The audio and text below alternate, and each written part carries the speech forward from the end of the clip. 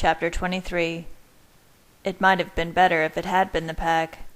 "This is ridiculous," bellowed Emmett, finding out the reason for Seth's howl had been the arrival of his sister. "Didn't anyone tell that kid about the boy who cried wolf?" He paused, and then burst out laughing, cracking up at his own unintentional joke. I growled at him, annoyed by his jocularity. "Shut up, you idiot. Bella's still sleeping." I glanced over. Bella started, but did not wake. She had actually been asleep for a long time, and I was beginning to wish she would wake up, just so I could see her eyes, open and clear, and hear her voice, small tangible signs that she was still with us. How many more times would I see them? I wished I could grab time with my hands, keep it in a stranglehold, and stop it from moving forward. I looked back at Emmett. Seth didn't know it was Leah. He just heard a wolf coming. My family had gathered near the door again, having discovered that the reason for the last warning howl had not been the pack approaching, but Leah coming to join Jacob's small band. "Dangerous," snarled Jasper. "She'll turn on us in a fight for sure." "This is crazy. I think we should just get Bella out of here," muttered Emmett. "Let's just get the hell out of Forks altogether. Head a few states over, then head up to Denali. How far do you think they would bother to follow our trail?" Esme nodded, liking this idea, but Carlyle slowly shook his head. "No, she's really not in any condition to move, and I have so much access to medical supplies and equipment here." He moved quickly away from the group, back over to Bella's side, examining her silently with his hands in mine. I went to join him, Rosalie at my side, when Carlyle suddenly turned around to face us. His face reflected his mind, both gripped with horrified hopelessness. He walked towards us, and taking both of our arms, swiftly led us into the dining room.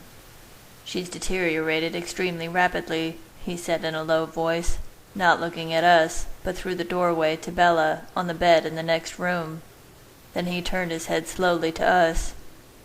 "I cannot say even if, by the end of the day—" His voice trailed off, seeming to die in his throat, but his mind continued the bleak thought. He did not know how much more her body could take. "The IV didn't work? Not at all?" asked Rosalie. Carlyle shook his head. "If it's doing anything, the effect is minimal." Rosalie glanced at Bella, frowning. "I know she can do it. She's strong." "Are you living in a fantasy world, Rosalie?" I snapped.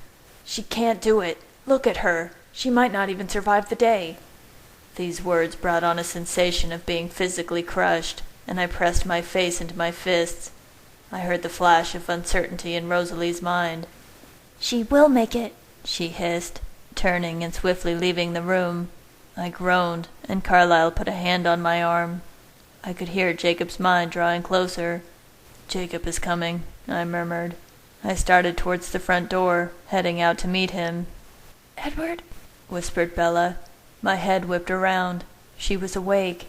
I could see that she was trying to lift her head up to look for me, but couldn't. Fear trickled down my spine like cold acid at the sight of how weak she was. Suddenly, her body lurched slightly, and she vomited. She was still struggling to lift her head forward, and she began to gag and choke. "Jesus!" hissed Rosalie as I flew over. By the time I got there, Rosalie had her sitting up and was pounding on her back, too hard in her panic. I shoved her hand away and patted Bella's fragile back gently, modulating my strength carefully. She hadn't thrown up much, and she quickly coughed it up into the plastic container Rose was holding. I eased her back onto the bed when it seemed like she was done, wiping her face gently with a cool cloth Esme had brought. I could hear Jacob in the yard. "Jacob's here," I muttered, looking at the door. Carlyle put a hand on my shoulder. "Stay," he said. "I'll speak to Jacob." I looked back at Bella. She was very pale, but calm. I had been afraid that she would wake up as upset as she had been last night. "Good morning, love," I said, taking her hand. Her hand was limp in mine, and I felt my chest clutch with anxiety. "Hi," she said with a small smile, coughing again slightly. She looked around the room anxiously. "Where's Jacob?" she asked. I paused for a moment in surprise. "Well, he's here, actually, outside with Carlyle." Carlyle was thanking Jacob for what he had done, and I was glad of it. I hoped Jacob would take Carlyle's words to heart, hopefully more than he did mine. I sensed a certain respect for Carlyle from Jacob. Oh! Her eyes strained towards the door, with an obvious desire to see him. "How are you feeling now, sweetheart?" I asked, leaning down. I kissed her lips, and then brushed my mouth along her forehead and cheeks, moving my lips to her shoulder, and then down her arm to her hand. I held the back of her hand pressed to my lips for several seconds, almost afraid to let go. "Okay," she said, trying to smile. "Edward, how did Jacob leave his pack?" "Well," I answered carefully, "he was able to exert his birthright as Alpha. Once he decided to do that, he inherited the full power of the Alpha, and Sam no longer had control over him." "Oh," Bella murmured quietly. "So then Sam couldn't force him to kill me." She looked into my eyes. What I would have given to read her thoughts at that moment. Could she see, truly, what Jacob had done? That he had been able to recognize the power within himself, to fulfill his true destiny at great sacrifice in order to protect Bella from the very danger and death I had brought on her, whereas I had not been able to change my murderous destiny. It had been my very own nature, an existence I did not choose and could not change, that had made me an unwilling participant in Bella's death. "Yes," I whispered. Outside, Jacob was remembering how it felt to be broken under Sam by the Alpha power. "To have no choice but to be involved in the murder of someone I love," he thought. "I know, Jacob," I thought, feeling the ache inside. "You may not see it, but I understand." Bella was looking out of the window now, turning her head away from me slightly so that I could see her profile, the soft curve of her nose and mouth, the fine edges of her eyelashes that framed her eyes. "Edward," she said suddenly, not looking at me. Her voice was quiet, with a tinge of melancholy. "I wish we could have visited the meadow again." I stared at her, perfectly still, as her voice sunk through my empty haze. The world around me froze in a single beat of icy clarity at the meaning of her words. Bella had started to give up hope. She realized there was absolutely nothing we could do to stop her decline, and she wanted to go to the meadow before she died. I knew this to the very center of my core. If I were to be extinguished, if these were my few remaining hours of existence, there would be no other place I would want to be than with Bella in the meadow, to hold her in my arms and listen to her heart, to shift through the memories together and wait for the darkness to take us. I had never realized that Bella's hope, as senseless and misguided as it seemed, had meant something to me.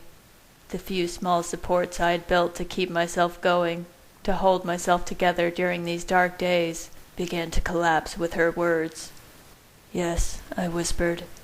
"So do I." Given the wolves, I couldn't even grant her what she wanted. She nodded slowly, still not looking at me. Rosalie was watching my expression with wide eyes. Her mind was chaotic, battling the seeds of worry and doubt, trying to infiltrate it.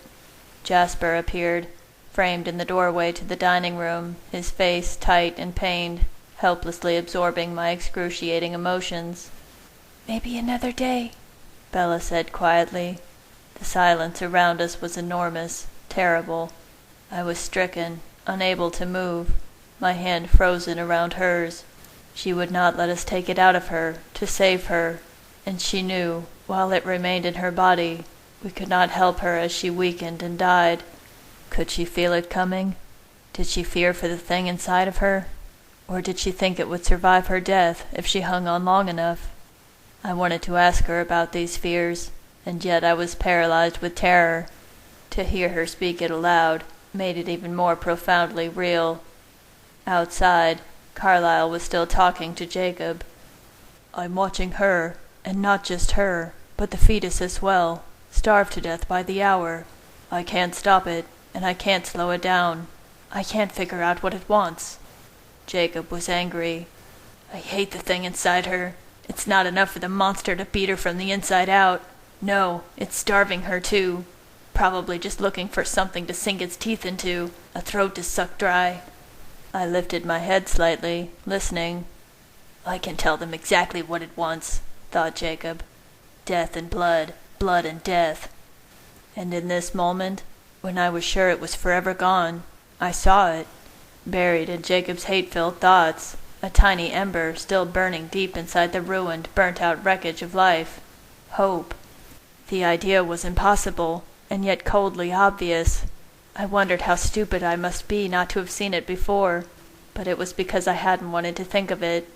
I had only wanted to think of Bella, and how to save her, as if my obstinate ignorance of the creature could somehow will away its existence. But to help Bella, I had to see, to accept, that their lives were inexplicably connected, and we could not help one without taking in the needs and desires of the other.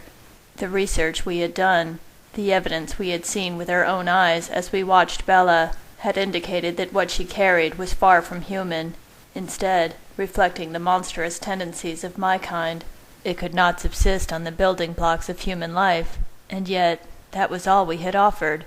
We had relentlessly tried to maintain Bella's health through human food and liquids, sources of life designed to be ingested by the body of a mortal. But we knew this thing was closer to me, its father, than Bella, and I knew what my body's reaction would be if I had human nourishment forced on me. I would reject it as forcefully as possible, much as Bella's body had. No, my body needed something else. It craved a wholly different kind of substance for strength. Jacob knew what it was. So did I. But to ask that of Bella, blood appealed to me. I was compelled to drink it. My body sought it, the price of never-ending existence. But Bella, human, mortal, a human that could actually smell blood, who was nauseated by its very scent. I was sickened and mortified at the thought of even suggesting it to her. But if it helped, I had to admit, I would do anything to save her. I knew I would do this as well. I had to at least try. I began to rise and go out to talk to Carlyle, when I noticed Rosalie staring intently at me. She had been watching my changing expressions, going from deepest heartache to the ghost of hope. "What's going on, Edward?" she thought. My teeth clenched as I realized there was no way to approach this without involving Rosalie. She would have to have her opinion too. What I would do to her if she tried to stand in my way this time was another matter. I squeezed Bella's hand. "I'll be right back, Bella. I want to speak with Carlyle for a moment." My eyes met Rosalie's. "Actually, Rosalie, would you mind accompanying me?" "No," thought Rosalie stubbornly. "I'm not leaving her side with that mutt here." She placed a hand protectively on Bella's cheek. "What is it, Edward?" Bella asked.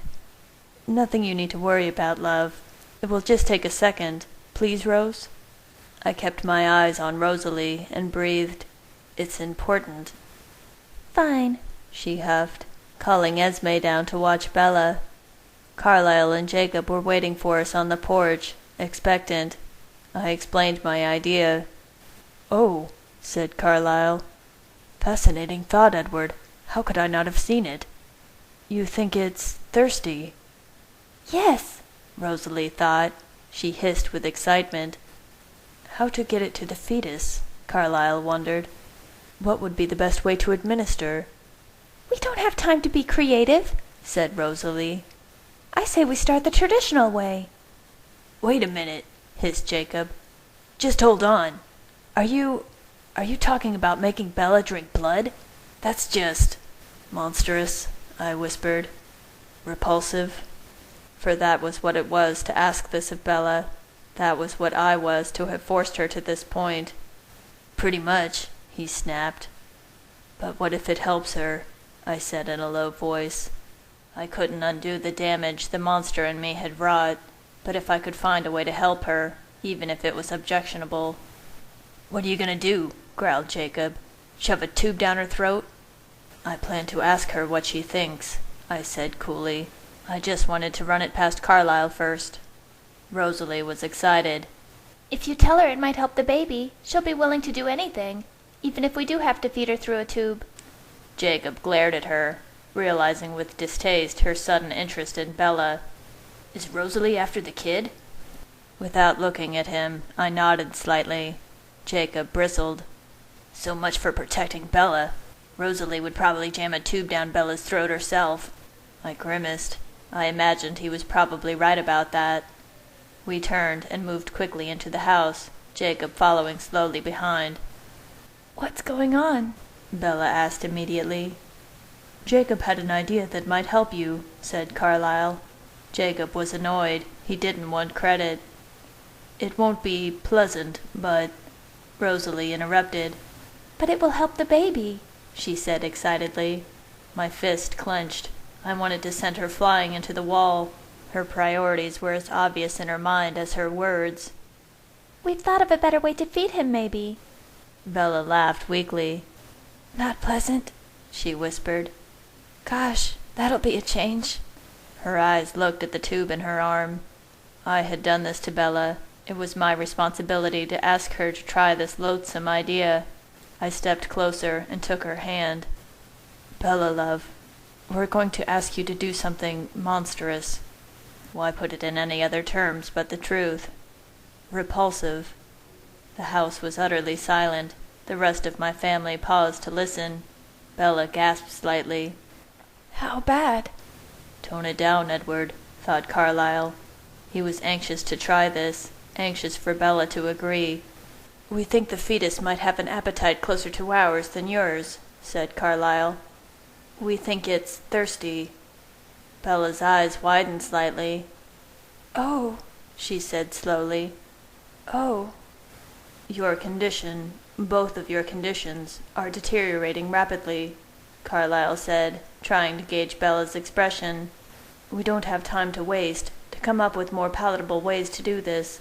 The fastest way to test the theory—" "I've got to drink it," Bella whispered. She was nodding slowly to herself. "I can do that. Practice for the future, right?" She tried to smile at me, her lips pulling back in an echo of her natural expression. Future. That word made me unable to smile back. "All right then, come on with it," thought Rosalie irritably. "So who's going to catch me a grizzly bear?" asked Bella quietly. I felt an uncomfortable twist in my chest. I hadn't even thought that she might misunderstand and think we meant animal blood. Of course, though, why would she possibly think I would suggest she drink human blood? I wondered if using animal blood might be possible. I flashed a glance at Carlyle. "It has to be human blood, Edward," he thought. "If the fetus is craving blood," I said in a rough voice, "it's not craving animal blood." "Edward," Alice called me mentally from upstairs. "Bella is going to agree to this." She flashed me a vision of Carlyle in his office, pouring blood from a bag into a glass. The blood in the vision was the disconcerting shade of red through the clear glass. "Well," Bella whispered in a rough voice, "I'm starving, so I bet he is too. Let's go for it. My first vampire act." She met my eyes, perhaps looking for a smile. "Excellent," thought Carlyle. "We'll be right back, Edward." He nodded at Rosalie, and they flew up the stairs to his office. Bella was still looking into my eyes, and I held her gaze. I wanted to tell her I was sorry, once again, always. She looked back at me calmly. "Not your fault," her eyes said. "No," I wanted to yell. "Don't absolve me, not again." But she was unwavering, only love for me in her eyes, not the disgust I deserved. Upstairs, I could hear Emmett, Jasper, and Alice come into Carlyle's office. They watched as Carlyle pulled a bag of blood out of the small refrigerator. "Bella's really going to drink blood?" asked Emmett, sounding both shocked and amused. "Of course," snapped Rosalie. "It's for the baby." "So Bella gets to drink human blood and we don't?" Emmett chuckled. "That's not fair." Alice hit him on the arm, and Rosalie glared. "Go get a cup, Rose," Carlyle said quietly. Rosalie went quickly downstairs into the kitchen. She grabbed a large, clear glass. "Not clear, Rose," I muttered, thinking of Alice's vision. She glared into the direction of the living room, but then slammed the glass back down. grabbing some sort of plastic child's cup that whoever had stocked the kitchen had included. As if a human child would ever be in this house. I shuddered at the thought. She went back upstairs, and I watched as Carlyle carefully cut into the bag of blood with sterilized scissors, slowly draining a small amount into the cup. The other stepped back, standing near the doorway. The blood was cold, ruined, but still. "You didn't tell her?" Jacob said suddenly to me. I scanned his mind for the topic. "Oh, Leah." I shrugged. It was hard to focus, honestly, to care at all about anything but Bella. Carlyle snapped the lid with the straw onto the cup. He looked at it for a moment. "Please," he thought, "please let this work." "You're scared of Leah?" Jacob was saying to Bella. "But you're best buds with the psychopath blonde?" Upstairs, Rosalie hissed. "Imbecile," she thought. She tugged on Carlyle's arm, and they quickly appeared downstairs. Carlyle held the cup out tentatively to Bella, and her eyes widened with fear. I felt sick, remorse and shame battering through me. "We could try another method," said Carlyle. He was thinking of the feeding tube, hoping it didn't come to that. "No," Bella whispered. "No, I'll try this first. We don't have time." Bella took the cup from him, and Rosalie lifted her carefully up to a sitting position. The liquid moved, and I caught the scent. It was wholly distasteful in this moment. Bella smelled the cup, and her face crinkled in disgust. Horror rolled over me. This was cruel, outrageous. I was going to stop it. "Bella, sweetheart," I said, reaching to take the cup. "We can find an easier way." "Stop it, you jerk," thought Rosalie. "She has to try this. Plug your nose," she suggested out loud. "No, that's not it. It's just that it smells good," she whispered. I paused, surprised. She had always had such an aversion to the smell of blood. Bella closed her eyes and took a small sip. I heard the blood traveling up the straw, rolling across her tongue, and gliding down the back of her throat. I swallowed hard, horrified at what the taste must be to her. Bella moaned, and Jacob and I moved together towards her. She must be totally revolted. I reached out and touched her face tenderly, thinking of all she had already been through. "Bella, love," I said. "I'm okay." She opened her eyes directly into mine. Turmoil rolled in her expression. "It tastes good, too," she said in a quiet voice. I realized she was embarrassed to admit this, and felt a wave of sympathy. She was so brave. As much as I didn't agree with what she was doing, she was fearless. I cradled her face in my hand. "That's good," said Rosalie. "A good sign." Bella pressed her lips to the straw again. I could sense the natural instinct as she pulled in the blood, the thoughtless look in her eyes, the automatic constriction of the muscles. I knew that feeling, that instinct. I never thought I would share it with Bella while she was still human. Bella glanced up at me. "Does this screw my total?" she said in a quiet voice. "Or do we start counting after I'm a vampire?" "Hell yeah, it counts," Emmett thought upstairs. I grimaced. "No one is counting, Bella. In any case, no one died for this. Your record is clean." "You lost me," Jacob thought. "I'll explain later," I murmured. Bella raised her eyebrows. "What?" she whispered. I didn't think Jacob would appreciate Jasper and Emmett's bed, and I didn't want to explain it to him in front of Bella. She didn't need to see his reaction. "Just talking to myself," I said gently. "If he succeeds with this," Jacob thought. "If Bella lives, Edward isn't going to be able to get away with so much when her senses are as sharp as his. He'll have to work on that honesty thing." I felt a smile play at my lips. He was right about that. Jacob watched as Bella drank, wondering if he shouldn't be here. "No one else in this group is disgusted by what she's doing. Just the opposite. They're probably having a tough time not ripping the cup away from her." How could he be so insightful and yet so obnoxious? I rolled my eyes. If Bella was eating a steak, would he rip it out of her hands? "Geez, how does anybody stand living with him?" It's really too bad he can't hear Bella's thoughts. Then he'd annoy the crap out of her, too, and she'd get tired of him. A small chuckle left my lips. It felt strange.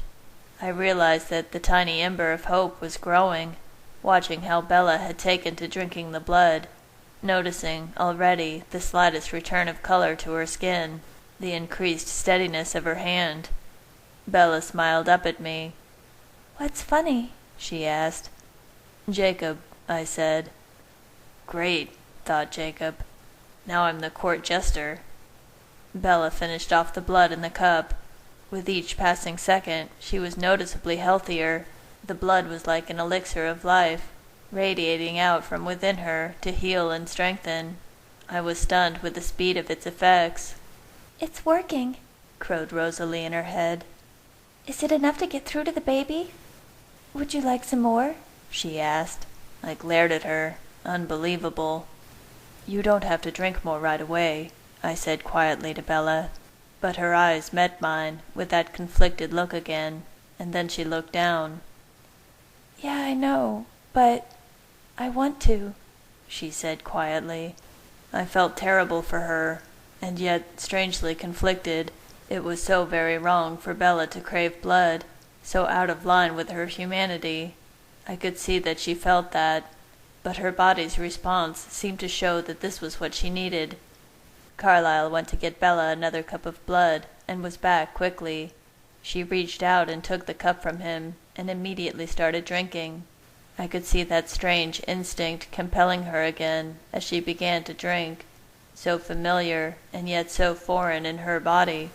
I felt excitement building, creeping in, trying to fill in some of the emptiness, even as I resisted. It was too soon, far too soon, to feel any sort of real hope. But she was just already so much better. There was no denying it. I noticed Jacob's thoughts were getting fuzzy, indistinct, and I felt an unexpected wave of concern. He had already done so much for us today. He needed sleep. "Don't worry about anything," I said. "I promise I'll find you if there's a need." Sure, Jacob muttered. "It looks like Bella has a few more hours. I can escape," Jacob thought. "The bloodsucker'll wake me up if something goes wrong. He owes me." "I do," I said. "So much, Jacob. Too much." Jacob touched Bella's hand gently on the way out, noting her skin felt cold. "Get her a blanket or something," he snapped in a low voice. Suddenly, 2 urgent howls rang out through the forest air. "Damn it," I thought. "Damn it," Jacob snarled. He was out the door, leaping off the porch as he phased. It felt like a line of fire tearing through his body and his mind. "Crap," Jacob thought. "Those were the only clothes I had." "Incoming," yelled Seth. "At least 3. "Okay," I hissed in a low voice. "This might be it. At least 3 approaching." Jasper, Emmett, Alice, and Esme appeared immediately from around the house. Rosalie snarled. "What is it?" demanded Bella. "So far, no other point of attack," thought Leah. I looked at Bella, thinking intently. 3 was not enough to attack, and if the rest of the pack was coming in from another direction, their numbers would be too low to be effective. Sam couldn't possibly be that stupid, and he knew I would hear them coming. My mind flickered to Alice. She was searching for a future that was not blurred or blocked. She sent me what she could see. Carlyle and I talking outside, his hand on my shoulder. Emmett in the forest, moving like a silent arrow through the trees. Jasper, serious but calm, coming into the house to look for her. Beyond that, there were large holes in her vision, caused by Jacob and Seth, or the other wolves. Better safe than sorry. I looked over at Bella. Rosalie and Carlyle stood next to the bed. "Move her," I ordered. Carlyle's hands flew, disconnecting the monitors, leaving only the IV. "No," Bella protested loudly. God, it was good to hear her voice so strong. "I want to stay here. Maybe I can talk to them, convince Sam to change his mind."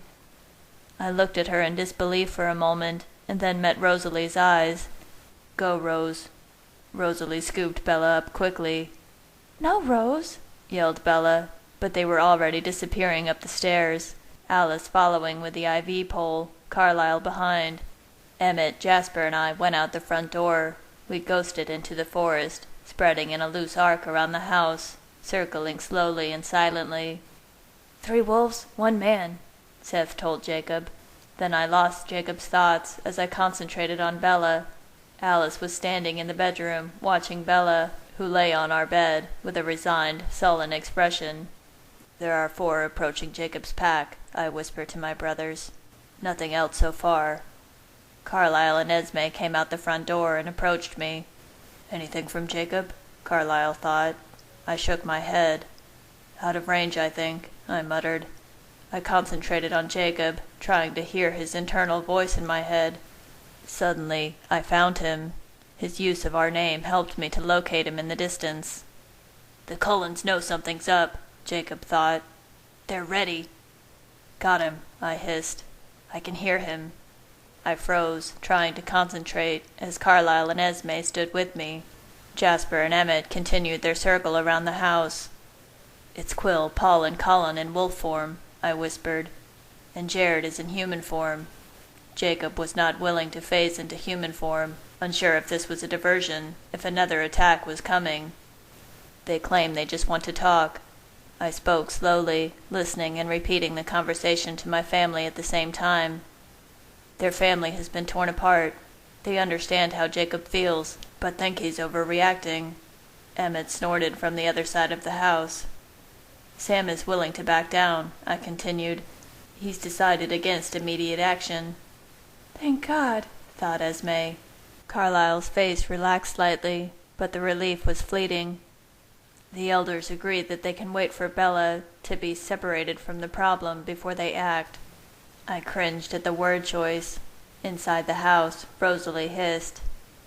"They aren't comfortable with killing Bella," I growled. Was that supposed to make this all right? That they weren't comfortable destroying Bella? And they were mad if they thought, no matter what happened with the birth, that we would allow them to ever come here and kill in our house. For good or bad, it was my offspring. They would not decide its fate. And blind as I was to the future, God knew what that would be. "What a load," thought Leah. "You don't buy it?" Jacob asked. "They're betting Bella will die anyway," Leah said. "And then they figure you'll be so mad." "That I'll lead the attack myself." Jake knew this was possible, that if that thing killed Bella, we would become the blood-sucking leeches he despised once again. I wanted Jacob to kill me when Bella was gone, but I truly hoped he would not turn on my family. The thought filled me with an unexpected sadness. But then my family would hate Jacob when he fulfilled his promise to me. I wondered if they would hate me as well. Carlyle and Esme were watching me expectantly, but I said nothing of this. "Jacob is going to phase," I said. I chuckled. "He's embarrassed because he has no clothes and Leah is there." "No clothes?" Esme thought. "He ruined them when he phased." Her eyes creased with worry. I felt the trembling in Jacob's mind, the disconcerting sensation as he phased back into his human form. He stood, facing Jared. "Jared wants him to come home," I whispered. "He wants Jacob to let Seth and Leah come home too." As if Jacob was holding them against their will. Jacob tells him that he doesn't know when or if he can return. Jared is asking where he is going to live, now that he has no home. He knows Jacob is out of clothes, that Leah does not like eating as a wolf. With every sentence, Esme gasped. I could tell her mothering instinct was in full force. "Poor babies," she thought. "I don't want them out there alone, with nowhere to sleep or get food or clothes." "They're wolves, Esme," I muttered, cringing against my own pang of guilt. "Jared says that Sam is sorry, but Jacob says he is not coming back right now. He wants to wait, see how things play out. He says they are protecting those who should be protected, not just Bella, but the Cullens." Concentrating so hard on Jacob's voice, I spoke to my family in the third person. I paused after this, surprised that Jacob had admitted he was not just doing this to save Bella. I wonder how much he truly meant that. Jared continued his pressure.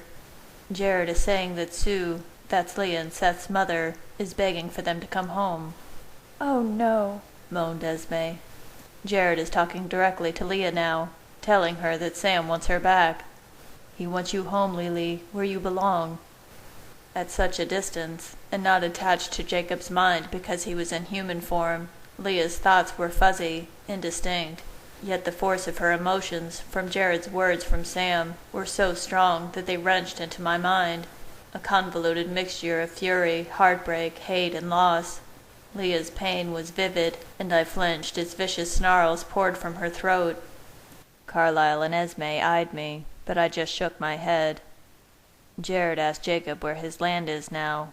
He wants to know if it is vampire land. What did Jacob say? Asked Carlyle. He says he's homeless, I breathed. That's it, thought Esme. Edward, she said quickly, I want to make sure that they understand they can call this home. Anything they need, food, clothes, beds. I'm sure they'd love a hot shower. Please, please make sure Jacob and his friends know this. Okay, Esme, I said quietly, patting her on the back gently. They are saying their goodbyes now. I went on a little bit louder. I think we can go inside. Just stay alert. As I turned to go back to the house, Carlyle gripped my shoulder, and I turned to face him. Edward, your idea for what Bella needed was excellent. I know that you give credit to Jacob for the idea, but you articulated it. He looked me directly in the eye, and his voice burned fervently. I want to thank you for bringing something to my attention that I should have realized myself. I'm sorry I didn't. Don't be sorry, Carlyle, I said. I glanced towards the house. She's improved so quickly, I whispered. Yes, he thought. It is early, but it appears to be what her body needed. I touched his hand on my shoulder with my own, and then turned and flew back to Bella. She was sitting up by herself in the bed, arms crossed, and face flushed with annoyance. It was the most beautiful sight I had ever seen. Just look at her, Edward, sighed Alice in her head. She's so much better. Better in health, not mood. Bella glared at me. I want to go downstairs. No more hospital bed. I want the needles out now. If she had been standing, she would have stamped her foot. I smiled widely. Your wish is my command, I said. Her eyes narrowed. I turned to leave. Alice's face was pinched uncomfortably. Is he coming back? Alice asked. She meant Jacob. My head is so much better when he's here. I squeezed her shoulder. I'm sure he will be. He couldn't stay away if he wanted. I bounded down the stairs, feeling weightless as I called Emmett and Jasper. I realized I was flying with the joy of seeing Bella in better health. Stop it, I thought. This was a dangerous, foolish line to cross, to let this hope in. Nothing had changed. We were still helpless to fight the real danger. But I couldn't get the vision of her out of my mind. So much stronger, so much healthier. I couldn't fight it. Had it only been 20 minutes ago that her health seemed so irreparable? We moved the hospital equipment back to the office, rearranging the room back to normal. Carlyle did not want to take out the IV, and I heard heated complaints from Bella upstairs. Before I went to bring her downstairs, I went into Emmett's room, looking for clothes that would fit Jacob. I could hear him already on his way back, as expected. What are you doing? Emmett asked, as I walked through the room with a pile of clothes. He was standing in front of the TV, remote in hand, looking for sports. Put on something for Bella, I commanded, and he sighed. I'm bringing some of your clothes for Jacob. He made a face. Well, tell him I don't want them back. I placed the clothes on the front of the stairs, and then went up, scooping Bella up before she could protest. She may be better, but I did not want her walking down the stairs. Oh my, Bella murmured. What is it, sweetheart? I said, pausing. She blushed, a pale rose color tinting her beautiful skin. I really have to go to the bathroom. I laughed. I'll take you, love. No, Bella said, the flush on her skin deepening. Bella, I said, reaching up with a hand to stroke her cheek. I'm your husband. You don't need to be embarrassed. Bella shook her head, biting her lower lip. I'll take you, Bella, Rosalie said, reaching out and gently taking Bella from my arms. She then leaned over and kissed Bella on the forehead. I blinked in surprise at such an outward show of affection from Rosalie. "She's so much better," Rosalie thought to herself as she moved down the hall towards the bathroom. Alice trailed behind them with the IV pole, raising her eyebrows at me as she passed. After the bathroom, we brought Bella downstairs and laid her on the couch. Emmett had actually put on a romantic comedy for Bella, and I flashed a smile at him in thanks. He stared back blankly. Huh, thought Emmett. Edward actually just smiled. We wrapped Bella in a couple of blankets. "Sit with me, Edward," Bella said. I sat with her feet in my lap. Rosalie got her a fresh cup of blood. Jacob arrived seconds later. He found the clothes I had left for him, and I was pleased he had put them on, whatever he thought about the smell. When he came in, I had to smile. The fit wasn't great, but they were probably the most stylish clothes I had ever seen him wear. No one spent much time in the Cullen household without Alice influencing their wardrobe.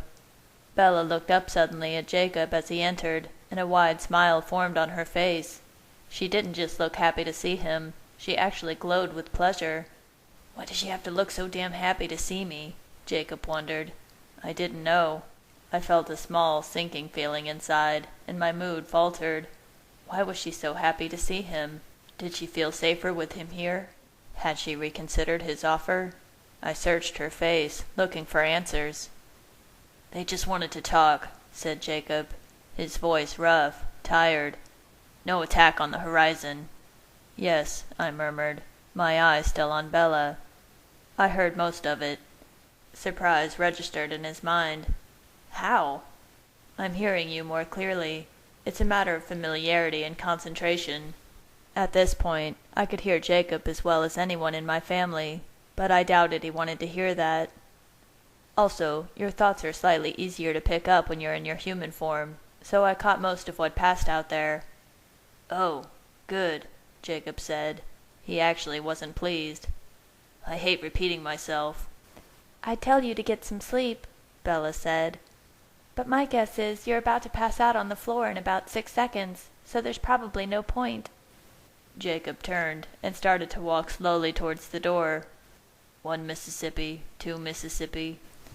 "Ugh, he thinks he's so funny," thought Rosalie. "I can't stand him." "Where's the flood, mutt?" she sneered. You know how to drown a blonde, Rosalie? Jacob asked without looking at her. Glue a mirror to the bottom of a pool. I chuckled out loud. "Bottom feeder," thought Rosalie. "I've already heard that one," she yelled after him. "Edward," thought Esme from the next room. "Go after Jacob and tell him what I said." I rolled my eyes, but got up, telling Bella I would be right back. I went out the door after him, taking the stairs in one jump. I could feel I was still on my dangerous high. Hearing my approach, Jacob turned slowly. Geez, what now? I'm sorry, I said. I realized I did not know how to present this to Jacob without insulting him. I was sure he was the type who wouldn't accept any charity. What's on your mind, mind reader? I went ahead, explaining how Esme was upset by the hardships of his small pack and their lack of amenities of home. Jacob snorted. Vampire mother hen. Bizarre. I told him we had human food and piles of clothes. Oddly, I realized I was very anxious for Jacob to accept some of our hospitality. In the midst of this nightmare, I could feel my relationship with Jacob shifting, changing, although I couldn't really define how yet. Please, I said, trying to inject the sincerity I felt into my voice. Don't consider yourselves without the benefits of a home. That's, nice of you, Jacob said slowly. Tell Esme we appreciate the thought, but the parameter cuts through the river in a few places, so we stay pretty clean. Thanks. Sure doesn't smell that way, thought Rosalie from inside. If you would pass the offer on regardless, I said. Sure, he muttered. Thank you. He started to turn as I watched. I heard the bone crack a fraction of a second before I heard Bella's cry.